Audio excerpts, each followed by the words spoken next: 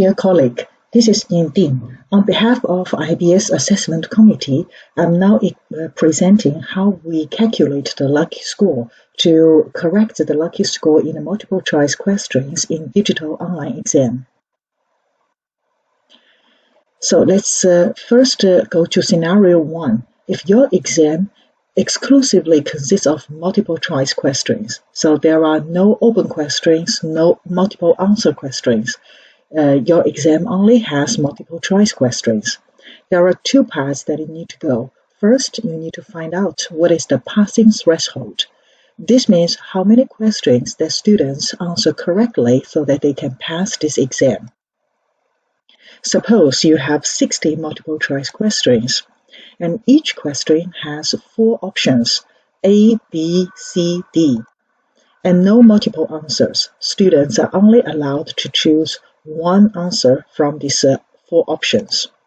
And 4 options means that students have 25% the probability to guess the answer correctly.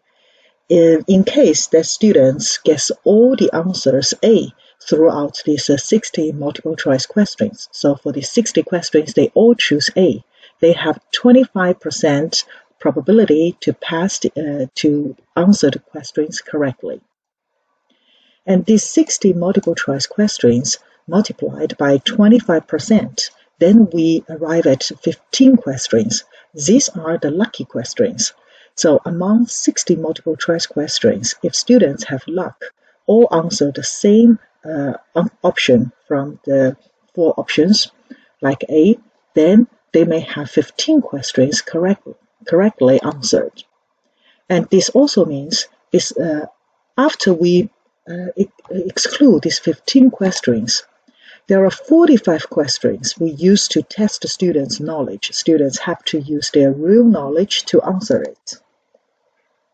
And we know our passing grade is 5.5, so 55% of the questions need to be answered correctly. So this 55% is based on the knowledge rate. So 55% is only applied to 45 questions, not including these 15 lucky questions. And then we use this equation, 15 lucky questions plus knowledge-based questions, 45 questions multiplied by 55%. Then we get a digit with 2 decimals, 39.75. So this means if students can answer more than 39.75 questions correctly, they can pass the exam. They can get the score above 5.5. So, of course, we know that we cannot answer the question 0.75. Therefore, we round it up to 40 questions. So this indicates the threshold to pass this exam, exclusively consisting 60 multiple choice questions, is 40 questions. We need to communicate with the students. If they wanted to pass this exam, they need to answer more than 40 questions correctly. After knowing the threshold to pass, and we should put it onto the digital exam header to communicate with the students in advance. Look at here, like this.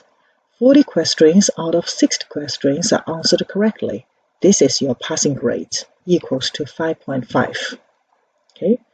And after knowing this passing threshold, then we go to part 2, how to calculate the final grade. We already know if students can answer 60 multiple choice questions all correctly, then they get final grade 10. And after correcting the lucky grade, the guessing grades, we know that if they can answer 40 questions correctly, then they get a passing grade 5.5. So we can use a linear regression equation to predict the final grade. So the grade comes from the A times X plus B. And in this case, X is how many questions students answer correctly in the final exam. And A, we call it as slope, and B is our intercept. And if we use these two equations, we can easily calculate what is A, what is the B, these two coefficients. So if the first equation indicates if students answer 60 questions correctly, and then they get final grade 10. The second equation means if they answer 40 questions, exactly 40, correctly, they get a final grade 5.5. Okay, so that means 4.5 equals to 8 multiplied by 20. This equation comes from the first equation minus the second equation. And then I get the coefficient value for A is 0.225. I replace the A value into any equation here, and then I get the value for the B. So that is minus 3.5. And then I can formulate the equation to correct the lucky score or the guessing grade. And the final student grade comes from how many questions they answer correctly, that is x multiplied by 0.225 minus 3.5. Let's go to two examples. If in the exam, 60 questions in total, and a student answered 50 questions correctly, we use this equation in the green box. So 50 is the x multiplied by A 0.225 minus the B plus the B, that is minus 3.5. So the final grade is 7.75. According to the policy, we need to round it down. So the final grade for this student is 7.7. Let's go to another example. If a student answered 35 questions correctly, so using this equation, we can calculate his final grade is 4.375. If we round it down, we go to 4.3. Perhaps you are surprised by this complicated